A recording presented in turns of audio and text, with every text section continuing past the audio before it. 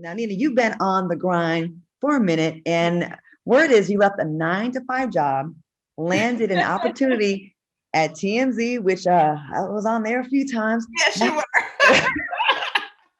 Oh yeah. How'd you do that? Like, how'd you make that jump? It was crazy. I had gotten my degree in journalism from San Francisco State University, majored in broadcasting.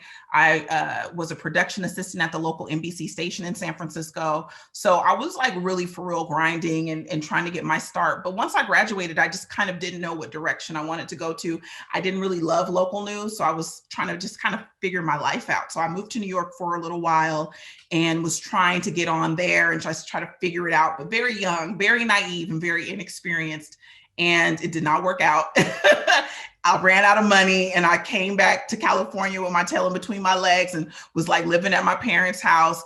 And I thought, well, I'll just work for a year and move to LA and just save money. And 1 year turned into 4. So, it's like anything, you start making a little money, you start spending it, and I had no type of financial literacy at all. So I got an apartment, I got a car, and I'm like, now this is like my life. And this was not where I was supposed to be back in the Bay Area. So I ended up working at this call center for like 4 years after college, miserable, crying every day, calling out sick. Like I just wasn't in my purpose. And one day I was just crying to my mom and she was like, okay, so go to LA. Like, what you ain't got no kids, you're not married, like leave, girl, go out there. So I literally took my 2 weeks vacation and from the call center, we went out that weekend. I found like a little loft apartment somebody was renting in their house that had no door and rented it from her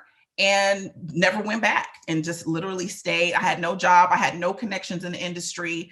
I literally just started reaching out online at the time to like applying for jobs and like calling people I knew that might have known somebody and ended up getting an interview at TMZ. And at the time it was just a website. It wasn't even a TV show.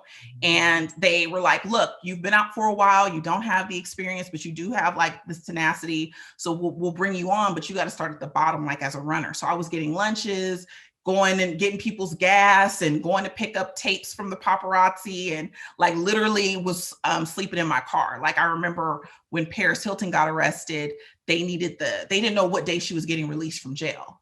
So they were like, Nina, we need you to go to the jail. And if you've never been to Linwood, in Linwood, California, it is, no joke. And I had to go to the Linwood jail and I slept in the parking lot of the jail or on the front lawn, depending upon the night, because there was a lot of reporters out there because we didn't know what day she was getting out and we had to be the first to get the tape.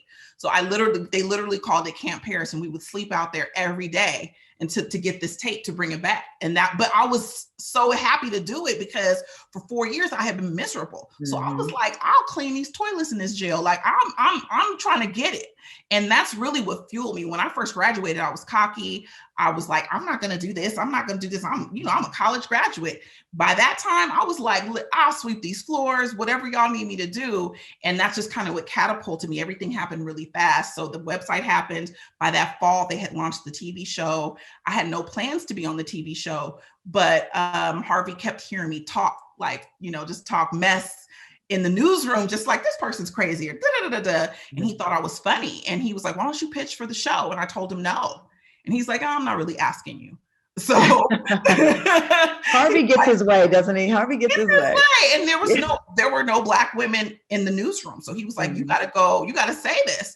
So I did it for the pilot. It went really well. And from that point on, they put me on the show. And it went from like nobody knowing me, being new to LA, to being on this national television show every night and getting recognized in the grocery store in like a week. It was really crazy. And it wasn't just a TV show. It was the TV show. Because everybody watched TV. At that time. It really was. And it was nice as somebody Black in the business, in the game, out there, to see a Black face in the newsroom that pitches, because they're going to cover the mainstream artists, the white artists, the entertainers and stuff like that. And it's just nice to have a Black perspective in that room. Right. And I fought for those stories behind the scenes because I wasn't just pitching, I was writing, I was producing, and I would fight for us to cover Black events or go send the cameras, to Black events, cover these celebrities outside of being arrested and getting divorced. Mm-hmm. Like I fought for that for many years. Or they would start coming to me, be like, who is this? Do we know this person? Are they important enough to put up? Like it started to become this thing where they would come to me and be like, who are these people? And it expanded it into this, bigger, broader place for where Black people started to go to get their news. And I created a list there when I worked there. It was like a blast list for, this is how I met Karen Civil. This is how I met Nicole Bitchie at the time.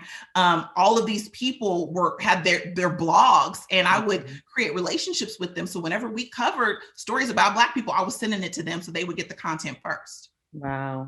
Yeah, you were a big part of that. So we're glad we had you right in that spot. We needed you. Yeah, listen, it was all necessary at the time.